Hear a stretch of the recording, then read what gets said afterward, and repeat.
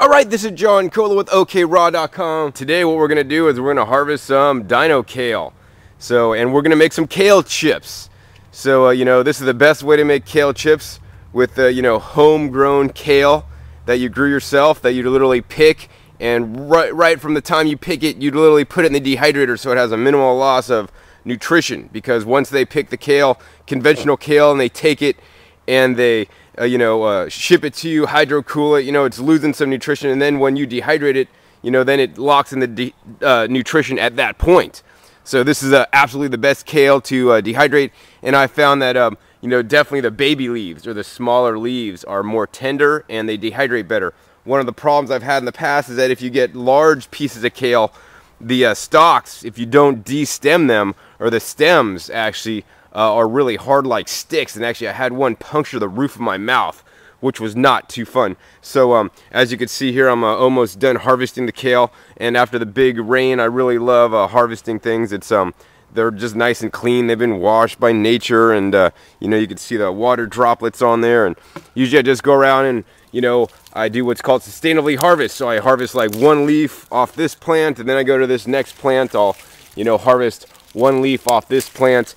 And you want to harvest one leaf off every plant, or maybe if the plant has a lot of leaves, you could, maybe you could spare 2 leaves, and then you're going to go to the next plant, the next plant, the next plant, and that way, you'll keep all your plants to have sufficient, foliage to still produce more leaves. If you, clear cut or take, all the leaves off this plant, it'll no longer be able to, reproduce. So let's go ahead and go inside, and we'll show you my process for making delicious kale chips.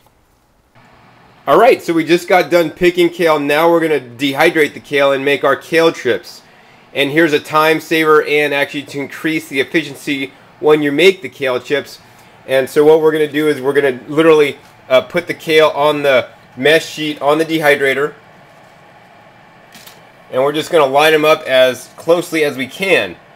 And what we're going to do is we're just going to basically put these in plain and run the dehydrator for about 10 minutes. And a lot of the initial water is actually going to evaporate off the kale, and they're going to shrink. So actually you just want them to shrink a little bit, and then they're going to get really soft and pliable, so it's going to be easier to actually apply the breading or the batter mixture to the kale here. And also when they do shrink up, you will be able to get a couple extra leaves on each tray.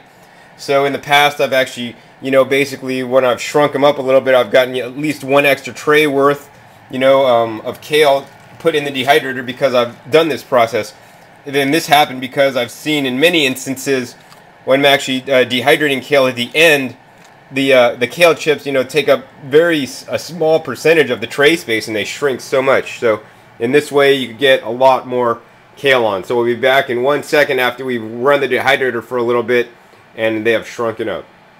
Alright, so our kale leaves have dehydrated approximately 20 minutes, so I'd say anywhere between 15 and 20 minutes. If you let them dehydrate, it'll dehydrate a lot of the original moisture off. And you can see these kale leaves are now literally putty in my hands. They're really soft, pliable, and more flexible, and they shrunk up a little bit. And they are easier to work with, and you could probably fit a couple more onto the tray there. So now we're going to go ahead and batter them up, make the batter, and paste the batter on, and then dehydrate them. Oh, the other thing I'd like to mention too is that I put all the kale basically upside down. So unlike many other people that may do kale chips, they put it right side up. I do it upside down. The underside actually seems to be more conducive to actually holding a mixture. And the other thing that I don't do that you'll see in a minute is most people do their kale chips on both sides with mixture. That just makes it a lot harder to clean up because your trays get a lot more messy. So actually I just put the batter on the one side, which is the underside of the kale, so that the top side, you could still see the kale leaf. So this serves 2 purposes. Number 1, it's easier to clean up. Number 2, the mixture sticks better to the bottom than to the top because it's just kind of the way the leaf is shaped. And the third one is that actually you're reducing your fat intake. So a lot of the kale chips are made out of, basically dense nut mixtures or set seed mixtures, nut and seed mixtures. And if you put basically toppings on the top and on the bottom, or the top and the bottom, then you're going to get twice the amount of fat into your diet. So this way you're going to actually end up eating more kale and less of the mixture. The other thing I like to do too is that, you know, you could just take kale and just dehydrate it like this, and they'll come up as dried leaves, and you could just eat plain dried kale leaves. They're actually incredible. I have done tree kale that way, and it tastes really good. So now we're gonna make the quote-unquote breading for the kale chips, and you could make that in as little as 2 ingredients. So your kale chips could possibly be 3 ingredients. 1 is the kale, 2 is the liquid, and the other is the binder or the fat content. So I like to use macadamia nuts. You could use any kind of nut or most any seed. The other thing I like to use is sesame seeds. Some people may use tahini. Now you can use tahini, but you know that, in my opinion, that's kind of a waste of money, because you could buy sesame seeds for, you know, $2 and something a pound, whereas a jar of tahini could cost $10 for that same 16 ounces. And if you're blending up the sesame seeds anyways with the liquid, in this case it's going to be the tangerines, you know, what's the point of using tahini really?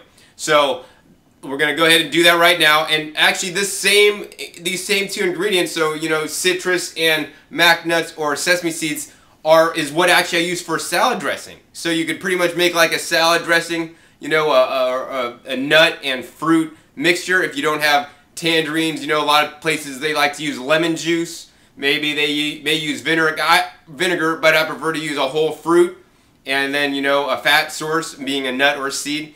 So now we're going to juice the tangerines, and literally all I do is we cut them in half here, and we'll probably use 3 tangerines, and always make everything fresh. Like to use a Olympus citrus press juicer. Put the tangerines in there and literally squeeze it down. We're squeezing out the juice. We want to make things fresh in the raw foods diet and not use things out of cans, bottles, or jars. This looks like quite a bit of juice. Now it's really important, you know, if you do have excess leftover quote-unquote breading or batter, you can use this same exact batter for your salad in the evening, because sometimes I have too much or too little. Too little is not too bad because I could dehydrate the kale plain, but too much, you know, what do you do with it? Well, use it for your salad dressing in your evening meal. So now next we're going to take this and we're literally going to pour this into the blender carafe.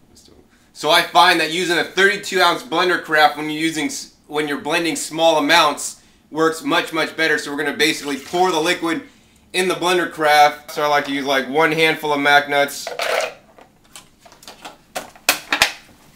Now we're going to add a bunch more sesame seeds here. And what I like to put in for the seasonings is I like to use the chickpea miso. Some people may use salt and other things. Salt, I'm not a big fan of using just extracted salt. But this chickpea miso has you know, some sodium content in it, but it also has basically beneficial probiotics, you know, because it is a fermented food. So we'll add a little bit of that in there. About a tablespoon worth.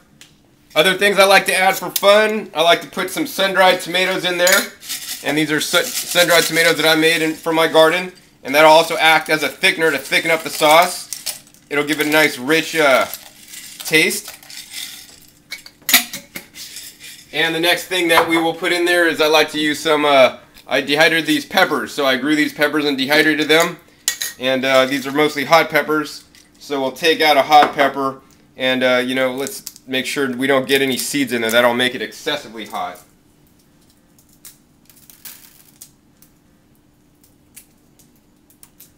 So, you know, always using fresh spices is much better than using any kind of dehydrated spice, especially if you could make them yourself. So even if you buy your own hot peppers, slice them in half, dehydrate them, they're going to be a lot more full-bodied than, you know, powdered ground of spices that were probably processed at a high temperature.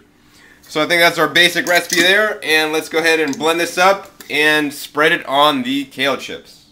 So now we're going to blend up the mixture, and I like to start off on a low speed on the blender so all the stuff doesn't hit the top. So I'll flick it on and off at a low speed. Get it going, and once it's going, then I'll kind of turn it up and get it higher to blend up all the seeds and the nuts. And literally all we're going to do is we're going to take a pastry brush and literally brush it on to each of the kales. Alright, so here's the end product, the finished kale chips. They were done in approximately 12 hours. And what we did was basically, once they were pretty much done, we kind of combined them all to one whole tray. so that they can continue to get dry and completely dry so that we can store them for storage. Actually, I'm taking them probably on a trip to me today to Puerto Rico, and then also we actually made persimmon coconut macaroons, basically. And there we had, you know, multiple trays of this. One was a carob variety and one was a vanilla variety. Maybe we'll do another show on that. All right, so this is John Kohler with OKRaw.com, and now you can make your own kale chips, simple and easy with very few ingredients.